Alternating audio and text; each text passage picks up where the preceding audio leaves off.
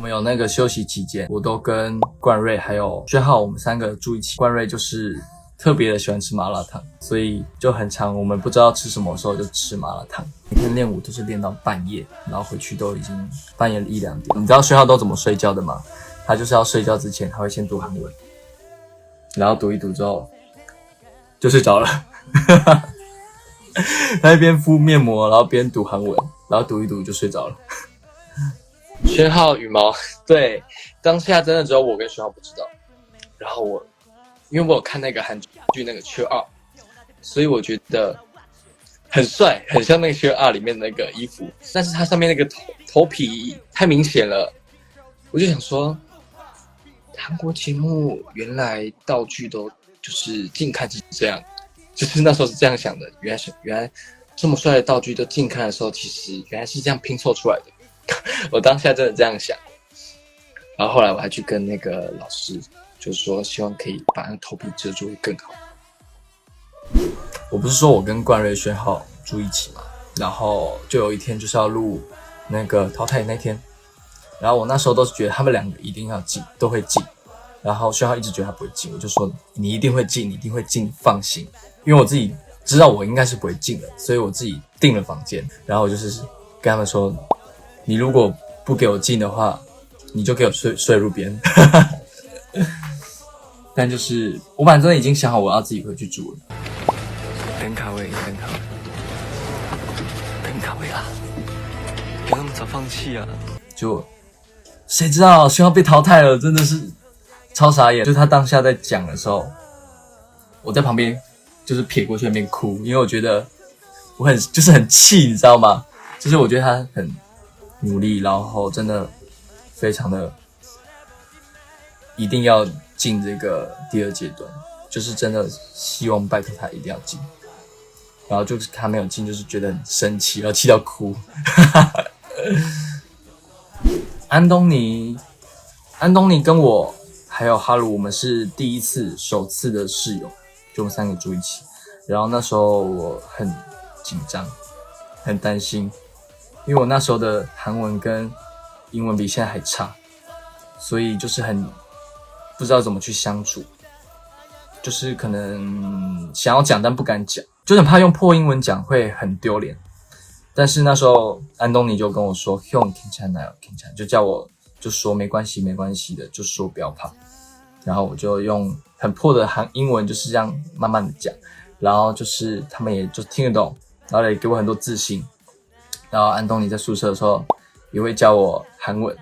然后我们还会就是日文韩文这样顺便教，他会为了我学一点中文。就是安东尼真的是一个人很好的弟弟，非常值得 pick， 真的。哈鲁是一个非常非常反差的人，他是一个这样可爱的啊，帅的啊，小只的弟弟啊，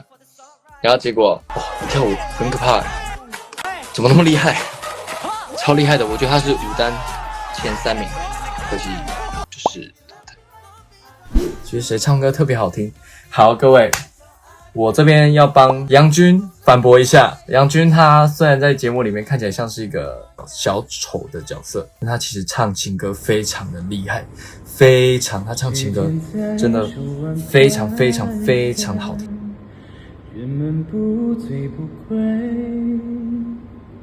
这是最好的事。就是他跟我不同宿舍，我会去找东东，然后东东跟杨君他们住，然后就是去找他们聊天，然后我就会叫那个杨君唱歌，因为杨君唱歌真的太好听了，你们真的要有机会，真的一定要听他唱情歌，非常厉害，因为他是我少数遇到唱歌很好听的人。然后就是我杨君还有文彦辰还有东东吧，我们3个我们就会就是一起唱歌，就是一起找一些老歌唱，就是会觉得讨论哪一首歌很好听啊，哪一首歌很好听，然后就会唱。我还打电话那天印象很深刻，我也觉得很深刻，就很突然就说要打电话，其实我不太想打电话，就那时候觉得很丢脸，不敢就是跟爸妈说我现在的状况，就是因为来了，然后拿到2星，然后做主题曲又拿1星，就觉得很丢脸，很不敢面对家人，因为家人就是出了很多钱的生活费，然后就很支持我就对了。毕竟我家里不是特别的富裕，所以那时候我要打电话钱的时候，我就这样抬头，因为我快哭出来了。然后张浩就以为我流鼻血，因为那时候张浩跟我在等，然后就转过来，就发现我在哭，就乌鸡妈，不要哭，不要哭，然后就帮我拿卫生纸。结果我想说不哭，就进去直接忍不住。其实王南军人真的很好，而且他跟Kendon 其实也蛮好的。就是我后来啊，我们就是有在聊天，就是休息时间的时候，他有来我们家聊天，然后他就是说他们其实在翻，就刚好没有剪得完整就对了。但王南军人真的很好，很 nice。哈鲁头真的要特别说，哈鲁头的中文非常的厉害，真的，因为他韩文有没有？然后他来这个节目的时候还特别，就是因为 C 组人很多嘛，所以他就是来的时候在问说，哥，这个怎么念？然后我们就说一字，他就说好，我今天又学到了3个单词。他记东西真的记得非常快，就是他记性很好，所以他其实在这个节目中文进步的非常多啊！我真的跟Winnie很熟。其实他中文也是会一点，但其实也不错。休息的时候我们也是会出去，就是会聊天，会韩文、英文、中文。如果真的不行了，我们就会用那个手机Pago交流。Winnie 真是一个非常好的哥哥，真的，然后非常乐观。荷兰人呢，他在加拿大出生，他的爸妈好像是台北人，那时候本来要跟他爸妈一起吃个饭，但刚好那时候跟妈妈一起吃饭，但不然不会写字，他只会讲一点，就是他会讲大概70%吧，但是他也不确定